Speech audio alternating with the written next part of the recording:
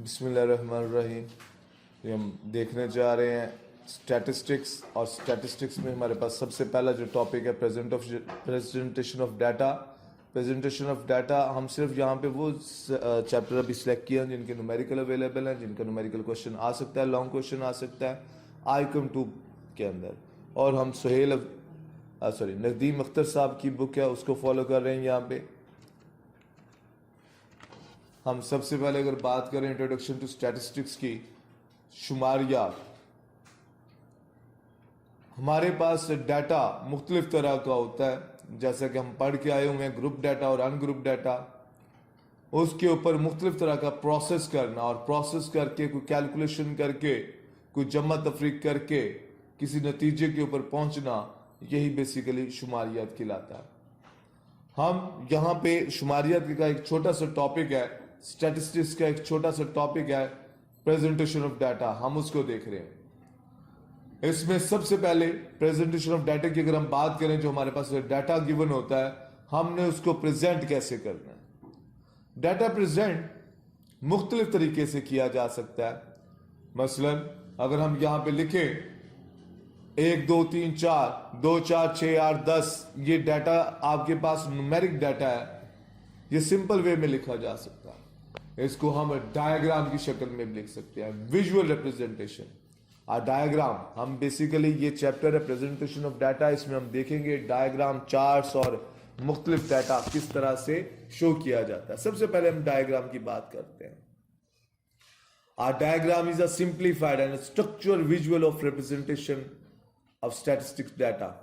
भाई विजुअल की शक्ल में आप अपने एक डाटा, जो आपके पास स्टैटिस्टिकल डाटा आपके पास मौजूद है, उसको विजुअल की शक्ल में जाहिर करना ही डायग्राम कहलाता है। डायग्राम होती किस तरह की है, आइए देखते हैं, और कौन कौन सी हैं उनको डिटेल में देखेंगे। डायग्राम में हम बात करेंगे तो सबसे पहले आपके पास आता है simple bar chart. Simple bar chart होता है क्या, वर्टिकल कॉलम्स होते हैं जिनको हॉरिजेंटली इक्वली विड्थ के साथ हम वैल्यूज असाइन करते हैं। आइए इसको रीड करते हैं और फिर देखेंगे कि कैसे और किस तरह से होता है। A vertical and horizontal bar of equal width and length, उनकी लेंथ और विड्थ इक्वल होगी, एक जैसी होगी।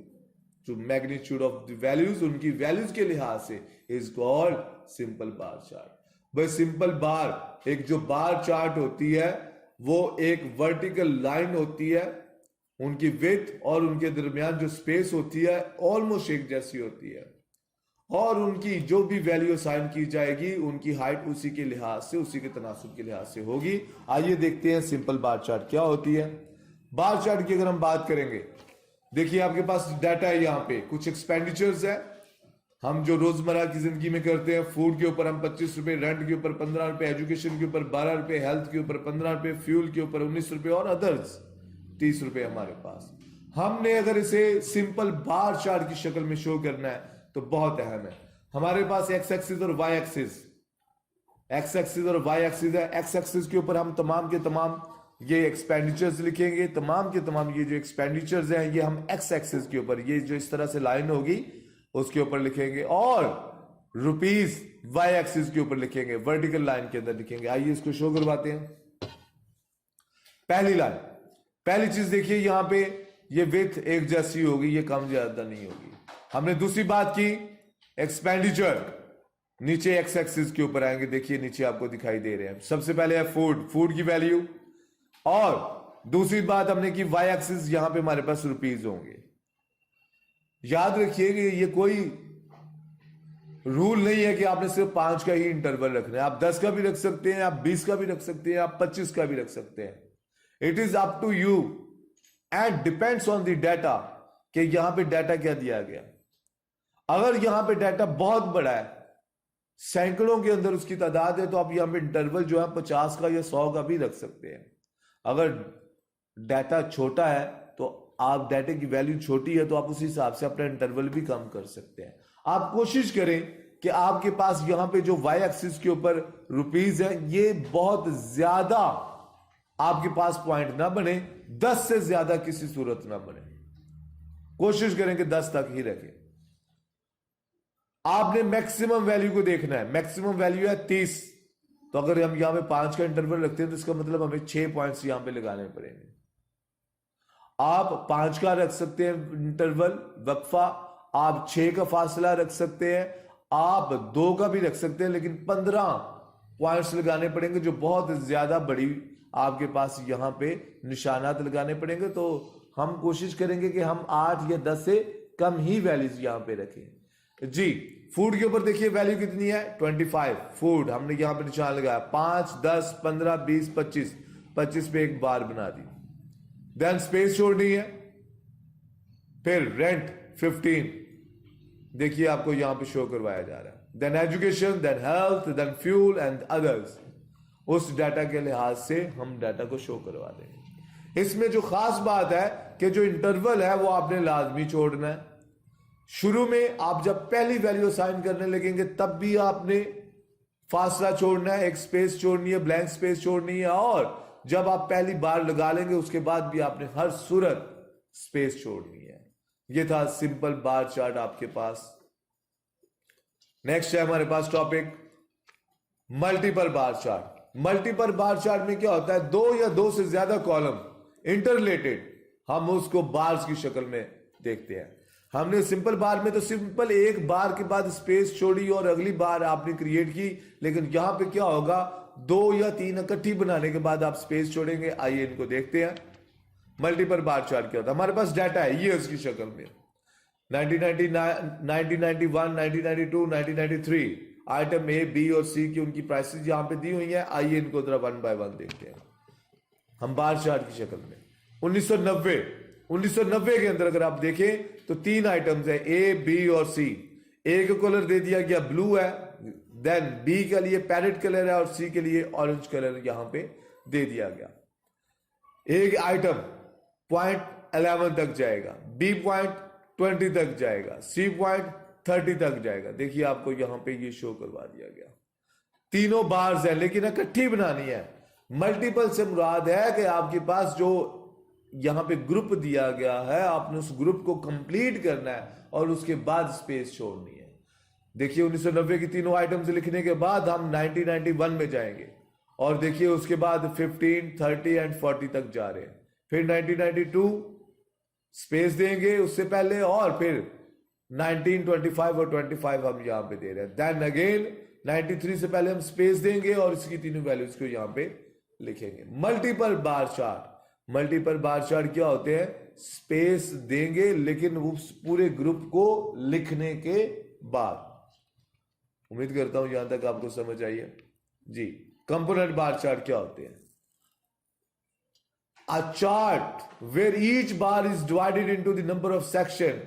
भाई हमारे पास पूरी की पूरी बार चार्ट होगी, हम उसे मुख्तलिफ सेक्शन के अंदर डिवाइड करेंगे। चार्ट एक ही बनेगा, बार एक ही बनेगी, लेकिन हम उसे डिवाइड करेंगे। आइए कैसे, किस तरह से, आइए देखते हैं यहां जी। ये हमारे पास ईयर्स है, जरा गौर कीजिएगा। हमारे पास यहां पे ईयर्स दिए हुए हैं, आइटम ए, बी, सी और डी दिया हुआ है और उसका टोटल किया गया। टोटल से हमारा कोई लेना देना नहीं है, अभी हमने ईयर्स को देखना है और आइटम ए, बी और सी और डी को देखना है जी। हम बार चार्ट कैसे बनाएंगे, सिंपल बार्स बनाएंगे लेकिन उसको डिवाइड करेंगे। पहली वैल्यू कितनी है 5, फिर 15, फिर 10, फिर 20 और टोटल कितना है 50।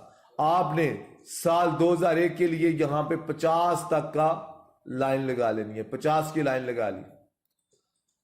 अब इस 50 को हमने मुख्तलिफ हिस्सों में डिवाइड करना है। देखिए पहली लाइन 50 तक लगा ली, दूसरी टोटल हमने किया हुआ है 75, ये 75 तक लगा लिया।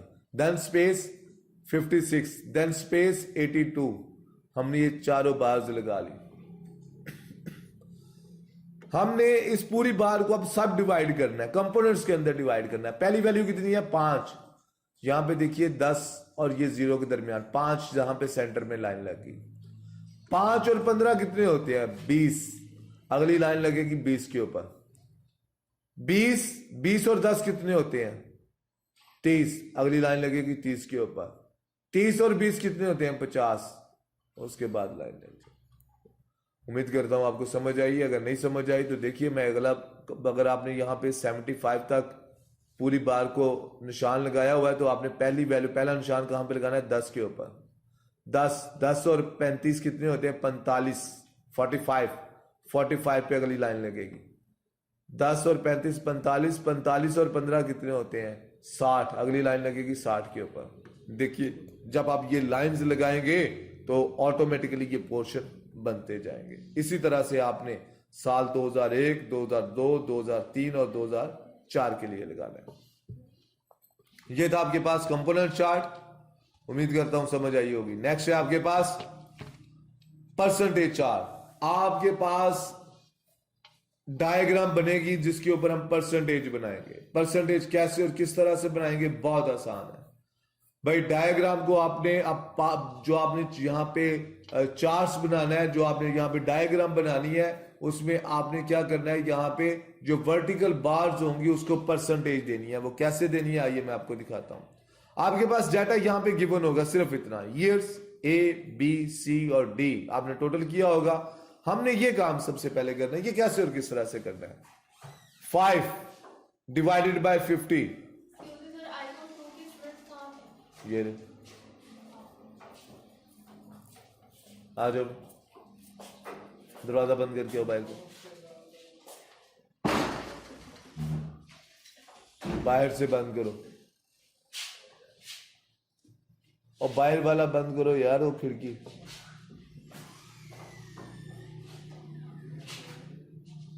आगे चले, ये भी बंद करो, ऐसे इधर से बैठ जाओ, बस ठीक है, आ जाओ बैठ जाओ बेटे।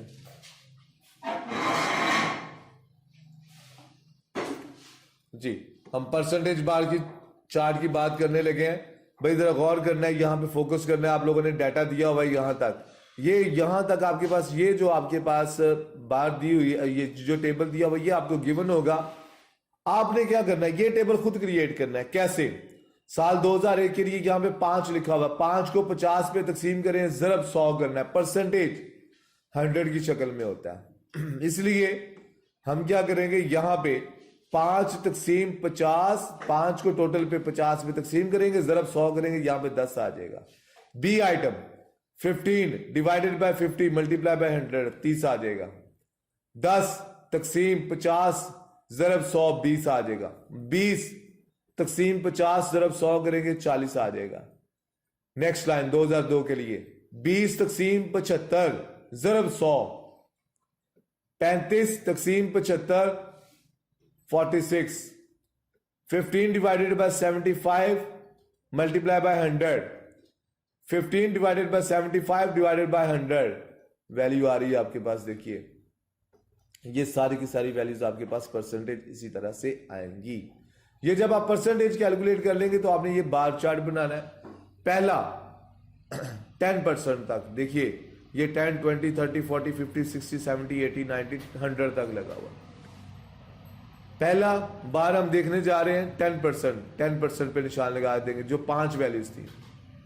देन 30, 10 और 30 कितने होते हैं 40, तो अगली लाइन कहां पे लगेगी 40 के ऊपर। 10 और 30 40, 40 और 20 60, अगली लाइन 60 के ऊपर लगेगी। 60 और 40 100, यहां पे लाइन लग जाएगी। इसी तरह से आपने स्पेस छोड़नी है। स्पेस छोड़ने के बाद अगली वैल्यू, यहां पे परसेंटेज देखिए 13 है, 13 के ऊपर पहला निशान लगा दिया। याद रखिएगा परसेंटेज चार्ट 100% से अबव नहीं होगा, ये बार हमेशा इक्वल होंगी। 13 प्लस 46 ये होता है 59। ये पहली लाइन आपने 13 के ऊपर लगा ली, अब अगली लाइन आपने ऑलमोस्ट 60 के ऊपर जाके लगानी है। 13 प्लस 46 ये हो गया आपके पास 60, 60 प्लस 20 अगली लाइन लगेगी 80 के ऊपर, 80 प्लस 20 100। इसी तरह से आपने ये चारों बार्स कंप्लीट करनी है। आपने पहले परसेंटेज कैलकुलेट करनी है, परसेंटेज कैलकुलेट करके आपने हर सूरत, ये याद रखिएगा, परसेंटेज बार को कैलकुलेट करने से पहले हर सूरत आपने परसेंटेज कैलकुलेट करनी है। वो कैसे करनी है मैं ऑलरेडी बता चुका हूं। नेक्स्ट है हमारे पास पाई चार्ट। आपने डाटे को शो करवाना अब एक सर्कल के अंदर। Pie chart consist of a circle which is सब डिवाइडेड इनटू द सेक्टर। आपने अपने एक सर्कल के अंदर डाटे को शो करवाना है और उसके मुख्तलिफ पोर्शन होंगे, पार्ट बनेंगे। कैसे, किस तरह से, आइए देखते हैं। हमारे पास यहां पे डाटा दिया हुआ है 2001, 2, 3 और 4 का। इसका हमें सबसे पहले टोटल करना है। हम टोटल करेंगे 5 और 10 15, 15 और 12 27 और 6 33, 33 टोटल आएगा हमारे पास। 5 डिवाइडेड बाय 33 मल्टीप्लाई बाय 360। याद रखिएगा पाई चार्ट एक सर्कल की शक्ल में होता है, सर्कल का जो एंगल है वो 360 होता है, तो इसलिए हम हर वैल्यू को 360 से मल्टीप्लाई करेंगे। एंगल कैसे निकलेगा, देखिए 5 तकसीम 33 ज़रब 360 360, 10 डिवाइडेड बाय 33 मल्टीप्लाई बाय 360, आपके पास एंगल आ रही है यहां पे। 12 divided by 33 multiply by 360, angle आ रहा है। 6 डिवाइडेड बाय 33 मल्टीप्लाई बाय 360, आपके पास एंगल आ गया। इन सब वैल्यूज को जब प्लस करोगे तो आपके पास 360 ही आएगा। याद रखिएगा इसका एंगल्स का जो टोटल है वो हर सूरत 360 ही आएगा। जी, पाई चार्ट किस तरह से दिखेगा, ये आपके पास है। सबसे पहला एंगल आपने जो बनाया था, आपने ये लाइन लगानी है, लाइन के ऊपर आपने 54 का एंगल बनाना है। इस लाइन के ऊपर आपने 54 का जब एंगल बनाएंगे, ये देखिए, तो आप इस लाइन को ड्रॉ करने के बाद जब आपने नेक्स्ट एंगल लेना है तो आपने इसको बेस बनाना है। आप कोई कहीं पे भी लाइन लगा सकते हैं, पहली लाइन आप कहीं पे भी लगा लें, लगाने के बाद उसको बेस बनाना है, वहां पे 54 का एंगल बनाना है। जब 54 का एंगल बन जाएगा तो जब ये आप लाइन ड्रॉ करेंगे ये वाली, तो अगली मरतबा जब आपने एंगल बनाना है तो इसको बेस बनाना है।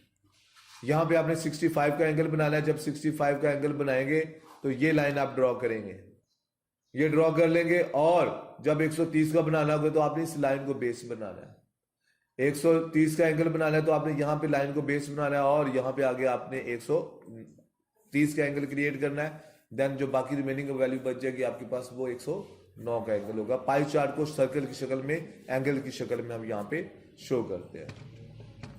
नेक्स्ट है हिस्टोग्राम। बहुत आसान है और सबसे ज्यादा पेपर में हिस्टोग्राम और पाई चार्ट ही आते हैं। हिस्टोग्राम बहुत आसान है।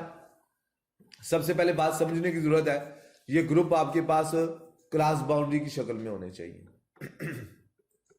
ये ग्रुप्स क्लास बाउंड्री की शक्ल में होने चाहिए। अगर ये क्लास बाउंड्री के अंदर नहीं होगा तो आप हर सूरत अपने डाटा को क्लास बाउंड्री के अंदर कन्वर्ट करेंगे। बहुत आसान है। पहली वैल्यू 5, फिर 11, फिर 23, फिर 24, फिर 9 और फिर 4 है। जी, पहली वैल्यू 5, देन 11, देन 23, देन 24, 9, 4। सबसे अहम बात, यहां पे स्पेस नहीं छोड़नी। दूसरी अहम बात जो मैं ऑलरेडी डिस्कस कर चुका हूं, ये ग्रुप्स क्लास बाउंड्री की शक्ल में होने चाहिए। अगर यहां पे क्लास बाउंड्री नहीं होगी तो आप उसे क्लास बाउंड्री के अंदर कन्वर्ट करेंगे। हिस्टोग्राम आपके सामने है कि पहली वैल्यू, उसके साथ ही आपने दूसरी, तीसरी, चौथी, पांचवी और छठी वैल्यू, नीचे ग्रुप्स की शक्ल आपको दिखाई दे रही है। और याद रहे, इनके दरमियान स्पेस नहीं छोड़नी और क्लास बाउंड्रीज होनी चाहिए। नेक्स्ट है आपके पास फ्रीक्वेंसी पॉलीगॉन। अहम है, फ्रीक्वेंसी पॉलीगॉन को हम समझेंगे। ये पॉइंट्स होते हैं हमारे पास, मिड पॉइंट्स होते हैं। मिड पॉइंट्स को हम रेक्टेंगुलर हिस्टोग्राम को शो करवाते हैं। मैं अगर आपको लास्ट डायग्राम शो करवा सकूं और इसी से मैं फ्रीक्वेंसी पॉलीगॉन बनाना चाहूं तो बड़ी आसानी के साथ बना सकता हूं। अगर मेरे पास ये हिस्टोग्राम है, ये हिस्टोग्राम के आप पॉइंट्स लगा लेंगे तो यहां पे सेंटर में, यहां पे मैं यहां पे डॉट लगा दूं, यहां पे डॉट लगा दूं, यहां पे डॉट लगा दूं, इनके बिल्कुल बाद के सेंटर में मैं डॉट्स लगाता जाऊं और बाद में जॉइंट्स पॉइंट्स को आपस में जोड़ दूं तो मेरे पास बन जाएगा पॉलीगॉन। बहुत अहम है, मैं बता रहा हूं। आपने हिस्टोग्राम बनाया हुआ है, आप इन हिस्टोग्राम के सेंटर पॉइंट्स के दरमियान बिल्कुल बाद के सेंटर में यहां पे डॉट्स लगा दें, इन डॉट्स को बाद में आपस में ज्वाइन कर दें तो आपके पास क्या बन जाएगा, पॉलीगॉन बन जाएगा। आइए इसको रीड करते हैं। Diagram obtain by joining the mid points of the rectangular of histogram. Histogram के जो मिड पॉइंट्स हैं, अगर आप उनको आपस में जोड़ देंगे तो आपके पास क्या बन जाएगा, पॉलीगॉन बन जाएगा। आइए देखते हैं। आइटम में प्राइसेस आपके पास दी हुई हैं, हम यहां पे मिड पॉइंट्स लेंगे, यानी कि 10 और 15 का मिड पॉइंट एक्स की वैल्यू फाइंड आउट करेंगे और उसके दरमियान में 2 की वैल्यू लगाएंगे। 2 के ऊपर डॉट है, फिर 7 के ऊपर, फिर 10 है, फिर 14 है, फिर 15 है, फिर 9 है, फिर 5 है, फिर 1 है। देखिए फर्स्ट पॉइंट इज हेयर 2, 2 के बाद 7, 7 के बाद 10, 10 के बाद 14, 15, 9, 5 और 1। इन पॉइंट्स को आपस में जोड़ देना है तो आपके पास क्या बन जाएगा, ये पॉलीगॉन बन जाएगा। बहुत आसान है पॉलीगॉन बनाना। नेक्स्ट है आपके पास ओगिव, क्यूमुलेटिव ओगिव है पॉइंट्स के फ्रीक्वेंसी डिस्ट्रीब्यूशन को बनाना। क्यूमुलेटिव फ्रीक्वेंसी को जोड़ते हुए हम यहां पे लेस देन और मोर देन ओगिव बनाएंगे। कैसे और किस तरह से, आइए देखते हैं। भाई लेस देन और मोर देन दोनों की हम बात करने लगे। देखिए आपके पास ये डाटा दिया होगा, अब ये लेस देन और मोर देन हमने खुद क्रिएट करना है। एफ आपके पास गिवन होगा, मैं सी एफ बना रहा हूं। सबसे पहले पहली वैल्यू 5, देखिए आपके पास यहां पे 5 एज इट इज लिख लेना। 5 और 20 कितने होते हैं, 25, 25 और 20 45, 45 और 10 55, 55 और 30 85, 85 और 15 100। मैं रिपीट कर रहा हूं, 5 एज इट इज आ जाएगा, 5 plus 20 25, 25 plus 20 45, 45 plus 10 55, 50 plus 30 85, 85 plus 15 100। हम ये बात जो यहाँ पे बना रहे हैं ये सी एफ है, क्यूमुलेटिव फ्रीक्वेंसी है, और ये लेस देन हम यहाँ पे यूज कर रहे हैं। राइट साइड पे कॉलम है, इसको देखिएगा आप। ये हम नीचे से शुरू करेंगे। 15 as it is, 15 plus 30 is equal to 40, 40 plus 10 50, 50 plus 20 55 plus 20 75, 75 plus 20 95, 95 plus 5 is equal to 100। जी मैं दोबारा से बता रहा हूं, 15 एज इट इज लिख दी जाएगी। 15 जमा 30 45, 45 जमा 10 55, 55 में 20 जमा किए 75, 75 में 20 जमा किए 95, 95 में 5 जमा किया 100। ये लेस देन आ गया। अब और मोर देन दोनों आपके पास डाटा आ गया। हम इसलिए अब डायग्राम बनाएंगे, लेस देन बना रहे हैं। अगेन क्लास बाउंड्रीज होनी चाहिए जी। सबसे पहली वैल्यू क्या है, 5, 5 के ऊपर निशान लगा दिया। फिर 25, यहां पे देखिए 25 के ऊपर निशान। देन डॉट आपने क्रिएट करते जाने। 55, देन 85, देन 100। हम 100 तक गए।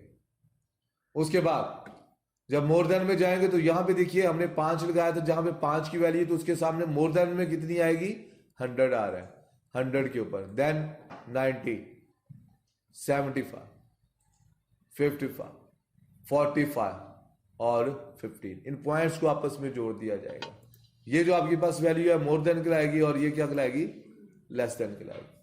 बहुत आसान है आपके पास लेस देन और मोर देन बनाना। अगर कहीं पे समझना है तो आप पूछ सकते हैं। ये आपके पास आखिरी यहाँ पे हिस्टोरीग्राम हमारे पास चार्ट आ गया है।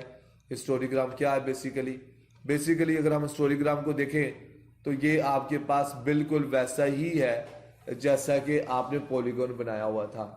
हिस्टोरीग्राम आपके पास डाटा गिवन होगा, जस्ट पॉइंट्स को लगा के आपने आपस में उनको कनेक्ट कर देना है, तो वो आपके पास क्या बन जाएगा, हिस्टोरीग्राम।